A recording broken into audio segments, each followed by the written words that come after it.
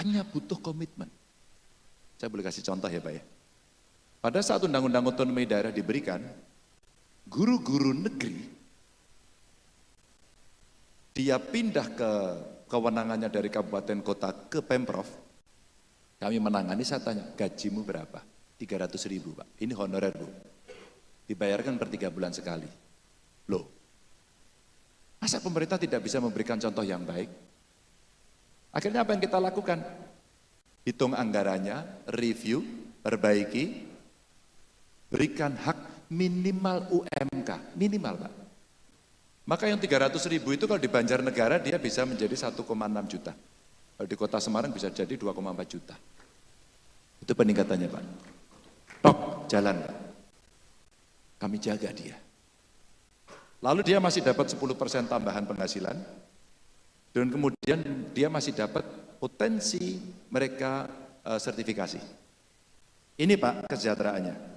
Pertanyaan yang menjadi dilema Pak, kira-kira di beberapa tempat sekolah swasta bisa nggak ya mereka dibayar sesuai UMK Pak? Ini problem Pak.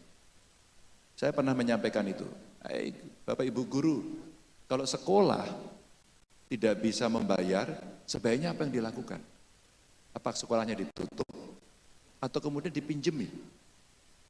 Maka kalau kita bicara politik pendidikan dalam garis besar, maka saya sampaikan tadi, 20% dari APBN itu seharusnya cukup.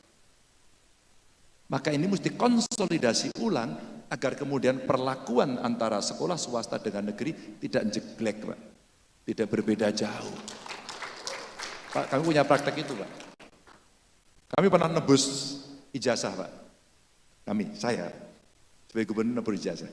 Itu dua hal berbeda Pak. Kalau ke negeri gini, kalau saya gini, Bu kepala sekolah, itu ada yang nagih ijazahnya, katanya belum bayar sekolah.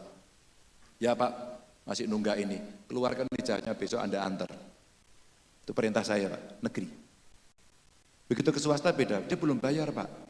Boleh nggak Bu? Dia dikasih diskon atau dibebaskan. Oh nggak bisa Pak. Ini ketentuan kami seperti itu.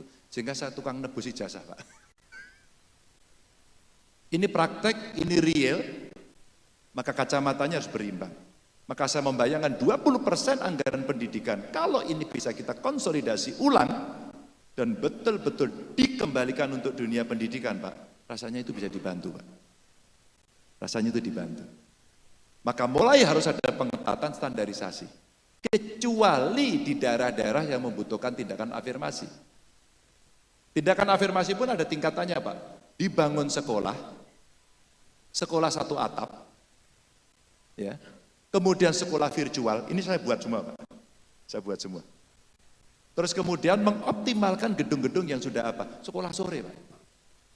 Sebenarnya akses-akses ini bisa kita berikan sehingga kalau akses pendidikannya sulit, mereka di remote area mendapatkan fasilitas itu.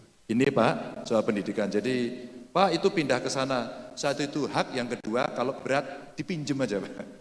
Oke, kamu sudah PNS di sana dipinjemkan banyak guru-guru negeri juga dipinjem di sekolah swasta. Ya, jadi itu jangka pendek Pak, tapi jangka panjang harus disiapkan dan saya titip. Tolong perhatikan gaji guru sesuai dengan minimal UMK, UMP, UMR, apapun namanya Pak. Ya. Download Tribun X sekarang. Menghadirkan lokal menjadi Indonesia.